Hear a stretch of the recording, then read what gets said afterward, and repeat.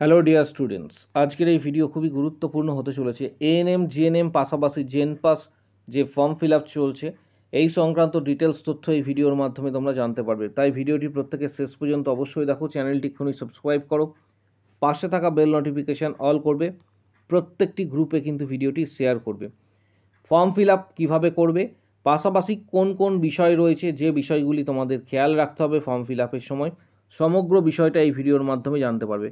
এছাড়া SC ST OBC candidate EWS ক্যান্ডিডেটরা কীভাবে ফর্ম ফিল আপ করবে সমস্ত তথ্য এই ভিডিওর মাধ্যমে জানতে পারবে। প্রথমে ফর্ম ফিল আপ করার জন্য এক্ষেত্রে দেখতে পাচ্ছ যে online application form submissions ANM GNM, এখানে ক্লিক করবে। ক্লিক করার পর ইন্টারফেস তোমার সামনে এইভাবে চলে আসবে। ইন্টারফেস এখানে প্রথমে তোমাদের রেজিস্ট্রেশনস করতে হবে, অর্থাৎ নিউ ক্যান্ডিডেট রেজিস্ট্রেশনস বলে যে নিচের দিকে যে কলামটি রয়েছে নিউ ক্যান্ডিডেট রেজিস্ট্রেশনস, এই কলামটিতে প্রথমে আসতে হবে। নিউ ক্যান্ডিডেট রেজিস্ট্রেশনে ক্লিক করলে ইন্টারফেস তোমার সামনে এইভাবে চলে আসবে। এখানে যে গুরুত্বপূর্ণ বিষয়গুলি রয়েছে এটা একটু স্টাডি করে নেবে। ফর্ম ফিল আপের আগে যে সমস্ত ক্যান্ডিডেট রয়েছে তাদের জন্য এখানে ডিটেলস তথ্যটা রয়েছে, এটা একটু স্টাডি করে নেবে, কাদের জন্য কত টাকা। এর পাশাপাশি ঠিক যে বিষয়টা গুরুত্বপূর্ণ ক্যান্ডিডেট নেম, আমি যে বিষয়টাই তোমাদের সব থেকে বেশি হাইলাইট করছি, এখানে দেখতে পাচ্ছ candidate name, father's name, mother's name, gender, date of birth, তার পাশাপাশি এগুলি কিন্তু সেম দিতে হবে যেটা তোমার হচ্ছে ক্লাস 10th এবং 12 স্ট্যান্ডার্ডের এক্সামিনেশনে রয়েছে। স্টেপ 1 যেটা সেটাকে কিন্তু হচ্ছে অনলাইন রেজিস্ট্রেশনস হবে। এখানে ফাদার্স নেম, মাদার্স নেম, নিজের নাম, ডেট অফ বার্থ, জেন্ডার সমস্ত কিছু কিন্তু দিতে হবে। এটাতে স্টেপ 2 হচ্ছে multi step applications form submissions, step 3 হচ্ছে ফি পেমেন্ট এবং স্টেপ 4 হচ্ছে এক্ষেত্রে কনফার্মেশনস পেজ। সবথেকে গুরুত্বপূর্ণ যে বিষয়টি রয়েছে সেটা হচ্ছে পাসওয়ার্ড ক্রিয়েট করা। পাসওয়ার্ড ক্রিয়েট করা যে বিষয়টি, সেটা কিভাবে পাসওয়ার্ড ক্রিয়েট করবে এখানে তার কিন্তু ডিটেলস তথ্য দেওয়া রয়েছে। অনেক ক্যান্ডিডেট রয়েছে যারা পাসওয়ার্ড ক্রিয়েট করতে সেইভাবে পারছে না। পাসওয়ার্ড ক্রিয়েট করার জন্য পাসওয়ার্ড অবশ্যই 8 থেকে 13টা ক্যারেক্টারের হবে। 8 থেকে 13টা ক্যারেক্টারের হবে, যেখানে অ্যাটলিস্ট মিনিমাম একটি আপার কেস থাকবে।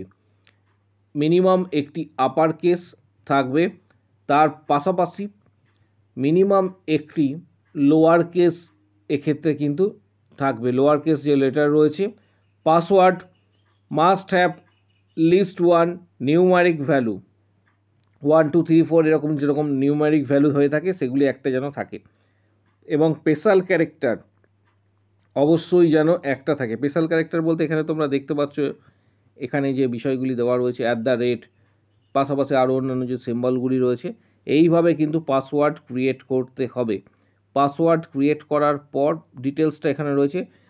ফর্ম ফিল আপ করার জন্য প্রথমে আই এগ্রি বাটনে ক্লিক করবে। আই এগ্রি বাটনে ক্লিক করার পর এখানে তোমার সামনে এইভাবে একটা ইন্টারফেস চলে আসবে।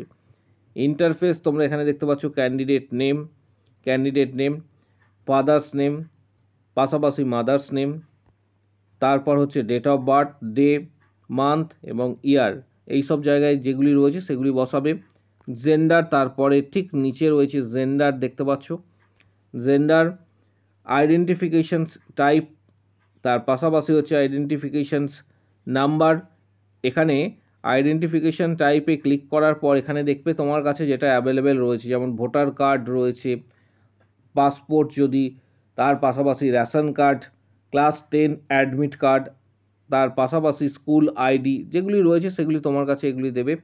এর পাশাপাশি আইএসডি কোড, মোবাইল নাম্বার এখানে যেটা দেওয়া রয়েছে এটা তোমাদের প্রয়োজন নেই। এখানে মোবাইল নাম্বারটা তোমাদের কিন্তু এক্ষেত্রে দিতে হবে, মোবাইল নাম্বার এবং ইমেল আইডি। অবশ্যই একটি কথা তোমরা মনে রাখবে প্রত্যেকে, মোবাইল নাম্বারটা যেন ভ্যালিড থাকে এবং ইমেল আইডিটাও কিন্তু যেন ভ্যালিড থাকে, কারণ পরবর্তী ক্ষেত্রে কিন্তু মেসেজ আসতে পারে। এর সাথে সাথে পাসওয়ার্ড ক্রিয়েট করবে। এখানে সাথে তোমরা দেখতে পাচ্ছ পাসওয়ার্ড ক্রিয়েট যে কলাম রয়েছে, পাসওয়ার্ড কনফার্ম পাসওয়ার্ড, তারপর সিকিউরিটি পিন, এখানে যে সিকিউরিটি পিন রয়েছে সিকিউরিটি পিনটি এখানে দিয়ে দেবে। তারপর ঠিক নেক্সট স্টেপস রয়েছে, সাবমিট যে বাটন রয়েছে সাবমিট বাটনে ক্লিক করবে। এরপরে নেক্সট স্টেপস চলে যাবে, সেখানে ডিটেলসগুলি তোমাদের দিতে হবে। তার পাশাপাশি 1 বাই 1 তোমরা স্টেপগুলি কমপ্লিট করে যাবে এবং অবশ্যই লাস্টের দিকে বলছি ফর্ম ফিল আপের হার্ড কপি অর্থাৎ প্রিন্ট আউট কিন্তু তোমরা অবশ্যই নেবে। এইভাবে স্টেপগুলি পরপরের যে স্টেপগুলি রয়েছে সেই স্টেপগুলি ফলো করবে। এখানে গুরুত্বপূর্ণ যে বিষয়টি তোমাদের সাথে শেয়ার করব, ফর্ম ফিল আপের জন্য যে সমস্ত ক্যান্ডিডেটরা রয়েছে, যেমন হচ্ছে এসটি বা এসসি বা ওবিসি এবং ইডাব্লিউএস ক্যাটাগরির জন্য বলছি, এছাড়া আদার্স যে ক্যাটাগরিগুলি রয়েছে, অনেকেরই ধারণা রয়েছে যে তোমাদের এই ক্যাটাগরি চুজ করলে ফর্ম ফিল আপের সময় তোমাদের ডকুমেন্টস দিতে হবে। এমনটা বিষয় নয়। অর্থাৎ এই সমস্ত ক্যাটাগরির ক্ষেত্রে ওবিসি বা ইডাব্লিউএস, এসসি, এসটি এই ধরনের ক্যাটাগরির ক্ষেত্রে ফর্ম ফিল আপের সময় তোমরা শুধু ক্যাটাগরি চুজ করলে, এবার তোমাকে ডকুমেন্টস দেখাতে হবে কখন? ডকুমেন্টস দেখাতে হবে শুধুমাত্র তোমার এনটিএসএ ভেরিফিকেশনের সময়, at the time of verifications. পরবর্তী ক্ষেত্রে তোমার যদি এক্ষেত্রে এনটিএস অ্যালট হয়, নার্সিং এনটিএস বলতে যারা নতুন ক্যান্ডিডেট রয়েছে তাদের ক্ষেত্রে বলছি, নার্সিং ট্রেনিং স্কুল, গভর্নমেন্ট যে সমস্ত অর্গানাইজেশনসগুলি রয়েছে বা ইনস্টিটিউশনসগুলি রয়েছে তাদেরকে বলা হয় এনটিএস। এনটিএসের ক্ষেত্রে যখন তোমার সিলেকশন হচ্ছে তখন তোমাকে কিন্তু at the time of verifications তোমাকে ডকুমেন্টস সেখানে দেখাতে হবে এবং ডকুমেন্টস দেখানোর সাথে সাথে এক্ষেত্রে তুমি যদি ইডাব্লিউএস ক্যাটাগরি চুজ করে থাকো তখন ইডাব্লিউএস ক্যাটাগরির জন্য ডকুমেন্টস তোমাকে কিন্তু সেখানে সাবমিট করতে হবে। ফর্ম ফিল আপে কিন্তু সাবমিট করতে হচ্ছে না, ভালো করে বিষয়টা বুঝে নেবে। ফর্ম ফিল আপে তোমাকে এক্ষেত্রে ইডাব্লিউএস বা এসসি এসটি এগুলি চুজ করলেও ডকুমেন্ট সাবমিট তখন করতে হচ্ছে না। ডকুমেন্ট সাবমিট করবে at the time of verifications, যখন পরবর্তী ক্ষেত্রে এনটিএস অ্যালট হবে তখন কিন্তু সাবমিট করতে হবে। ইডাব্লিউএস সার্টিফিকেট পাওয়ার জন্য কি কি করতে তার ডিটেলস কিন্তু ইনফরমেশন বুলেটিনে দেওয়া রয়েছে, বিষয়টি তোমরা অবশ্যই দেখবে। পাশাপাশি ডমিসাইল সার্টিফিকেট, অনেকেই জানতে চাইছো ডমিসাইল সার্টিফিকেট এখন কিন্তু তোমাদের প্রয়োজন নেই। প্রত্যেককে বলছি ডমিসাইল সার্টিফিকেট এই মুহূর্তে কিন্তু তোমাদের প্রয়োজন নেই। পরবর্তী ক্ষেত্রে ভেরিফিকেশনের সময় তোমাদের ডমিসাইল সার্টিফিকেট প্রয়োজন, এই মুহূর্তে কিন্তু প্রয়োজন নেই। এর পাশাপাশি ওবিসি ক্যান্ডিডেট যারা রয়েছে তাদের অবশ্যই কিন্তু রিভ্যালিডেশনস বিষয়টি মাথায় রাখতে হবে, কারণ সরকার থেকে বলে দেওয়া হয়েছে ওবিসি ক্যান্ডিডেটদের ক্ষেত্রে রিভ্যালিডেশনস কিন্তু করাতে হবে। তাই এই মুহূর্তে তোমাদের ওবিসি সার্টিফিকেট শো করাতে হচ্ছে না বা দিতে হচ্ছে না ফর্ম ফিল আপের সময়। তোমরা এই মুহূর্তে যেটা করবে, যে সমস্ত ক্যান্ডিডেটরা ওবিসি ক্যান্ডিডেটরা এখনও পর্যন্ত রিভ্যালিডেশন করাওনি, পরবর্তী ক্ষেত্রে তোমাদের কাজে লাগবে, এখন কাজে লাগছে না। তোমরা স্টেপসগুলি অবশ্যই ফলো করবে। বিডিও বা এসডিও বা বিডিও অফিসে তোমরা অবশ্যই কিন্তু কন্ট্যাক্ট করবে এক্ষেত্রে রিভ্যালিডেশনস করার জন্য। রিভ্যালিডেশন সংক্রান্ত ভিডিও কিন্তু আমার চ্যানেলে দেওয়া রয়েছে, কিভাবে রিভ্যালিডেশন করবে, অর্থাৎ ওবিসি ক্যান্ডিডেটরা কিভাবে রিভ্যালিডেশন করবে তার ডিটেলস ভিডিও কিন্তু চ্যানেলে রয়েছে। আমি ভিডিওটি কমেন্ট বক্স সেকশানে দিয়ে দেবো, তোমরা ভিডিওটি অবশ্যই প্রত্যেকে কিন্তু দেখবে, কারণ প্রত্যেকের জন্য এটা কাজে লাগবে।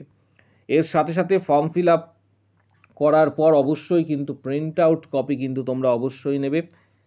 এই পরীক্ষাতে এনটিএস পাওয়ার জন্য জেনপাস হোক বা এক্ষেত্রে এএনএম জিএনএম এই ধরনের এক্সাম ক্র্যাক করার জন্য কিছু গুরুত্বপূর্ণ বই, অর্থাৎ যে কটি দিন রয়েছে পুজোর পর এক্সাম, তোমরা প্রত্যেকেই জানো এক্সাম শিডিউল কিন্তু দিয়ে দেওয়া হয়েছে, অর্থাৎ এই এক্সামে ভালোভাবে ক্র্যাক করার জন্য কিছু গুরুত্বপূর্ণ বইয়ের ডিটেলস তোমাদের সাথে শেয়ার করছি। এই বইগুলি লিঙ্ক এই ভিডিওর ঠিক নিচের দিকে ডেসক্রিপশন বক্স রয়েছে। ডেসক্রিপশন বক্সে এএনএম জিএনএম জেনপাস সংক্রান্ত কিছু গুরুত্বপূর্ণ বইয়ের ডিটেলস দেওয়া থাকছে, যে বইগুলি তোমাদের স্টাডি করতে হবে বা তোমরা চাইলে বইগুলি স্টাডি করতে পারো। অবশ্যই নিজের টেক্সট বই পড়বে। বইগুলির লিঙ্ক আমি ফ্লিপকার্ট থেকে দিয়ে দিচ্ছি। যাদের মনে হবে তোমরা সেই বইগুলি একটি বা দুটি তোমরা পারচেস করে বা কিনে তোমরা পড়াশোনা করতে পারো। ফ্লিপকার্ট থেকে কিনলে অনেকটাই তোমরা ছাড়ে বইগুলি পেয়ে যাবে।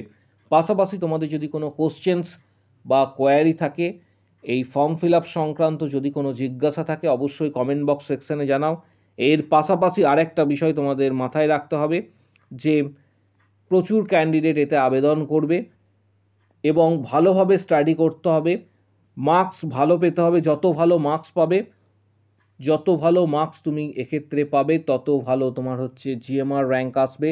জিএমআর র্যাঙ্কের ওপর ডিপেন্ড করে, আবারও বলছি, জিএমআর র্যাঙ্ক হচ্ছে মূলত মূল বিষয় এখানে। জিএমআর র্যাঙ্কের ওপর নির্ভর করে কিন্তু তোমার কাউন্সেলিং কমপ্লিট হবে। এই জিএমআর র্যাঙ্ক, তুমি যত ভালো এক্সাম দেবে, জিএমআর র্যাঙ্ক তোমার ভালো আসবে। জিএমআর র্যাঙ্কের ওপর ভিত্তি করে কাউন্সেলিং প্রক্রিয়া কিন্তু কার্যকর হয়ে থাকে। অবশ্যই কিন্তু কাস্ট র্যাঙ্ক একটা ফ্যাক্টর থাকে, কিন্তু মূলত কাউন্সেলিং বিগত বছরগুলিতে যেটার ভিত্তিতে হয়েছে, আশা করি তোমরা প্রত্যেকেই জানো, জিএমআর র্যাঙ্কের ওপর ভিত্তি করে। তাই প্রত্যেককে বলবো, এই কটা দিন যেটা তোমরা সময় পাচ্ছ, অবশ্যই স্টাডি করবে এবং স্টাডি করার যে এক্ষেত্রে বিগত দিনে তোমরা যেটা স্টাডি করেছো তার থেকেও কিছুটা পরিমাণ বেশি স্টাডি করবে। অ্যাটেনশন অবশ্যই থাকবে স্টাডির দিকে এবং নিজের এই এক্সামের দিকে। তাই ভিডিওটি প্রত্যেকে শেষ পর্যন্ত দেখার জন্য প্রত্যেককে বলছি। এবং আরেকটি বিষয় তোমাদের সাথে শেয়ার করছি যে WBJEE বোর্ডের পক্ষ থেকে কিছু গুরুত্বপূর্ণ ইনস্ট্রাকশনস দেওয়া রয়েছে। তার জন্য তোমরা অবশ্যই ইনফরমেশন যে বুলেটিনটি রয়েছে, তোমাদের ইনফরমেশন বুলেটিন তোমাদের প্রত্যেকের কাছে ডাউনলোড করে নিয়েছো।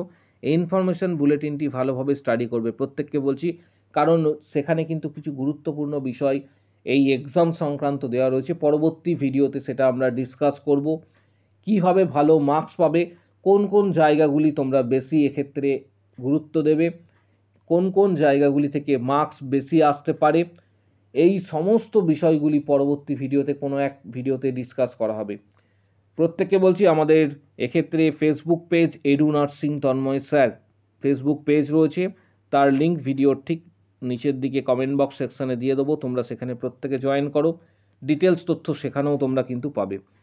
অবশ্যই চ্যানেলটিকে সাবস্ক্রাইব করো, পাশে থাকা বেল নোটিফিকেশন অল করবে এবং প্রত্যেকটি গ্রুপে কিন্তু ভিডিওটি শেয়ার করবে।